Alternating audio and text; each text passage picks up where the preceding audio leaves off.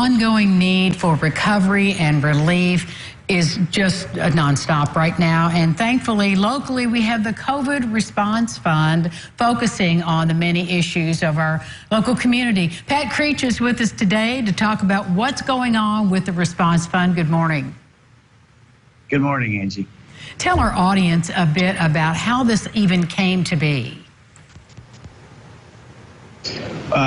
That's a great question. So in the very early stages of the pandemic, a group of local funders and private foundations got together and asked the question: how might we collectively and collaboratively pull together a community-wide regional response to come alongside our nonprofit organizations that we anticipate would be serving on the front lines. So a group of funders called the Southern Indiana Grant Makers, with the encouragement of the mayor of Evansville, got our heads together and asked what could be done.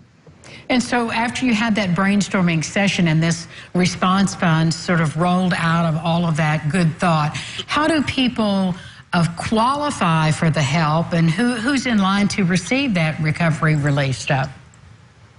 Great question. So the fund is designed to resource and come alongside nonprofits who are 501c3 designated by the IRS and in good standing with the IRS. So you're a nonprofit organization and you are working on the front line of the COVID response and relief efforts, you can apply. And you can apply at covidresponsefund.com. You'll find everything you need at that website link.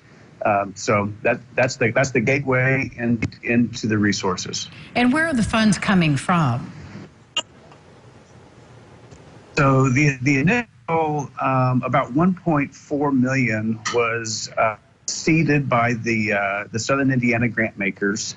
So that was about 10 different organizations. I'd be happy to mention those if you'd like. Sure. But beyond that, we had area businesses and individuals come alongside the fund in the initial resourcing. In addition, we had some very significant contributions by Bill Stone, as well the Lilly Endowment and the United Way of Indiana. Well, it's wonderful to hear because we so desperately need it. I'm going to assume, and you can correct me if I'm wrong, that this fund is going to go on as long as we're struggling with this virus. That's right, Angie. We designed the response to the crisis in the Kenny area that the fund is resourcing. We've been designed to be in place for up to 18 months.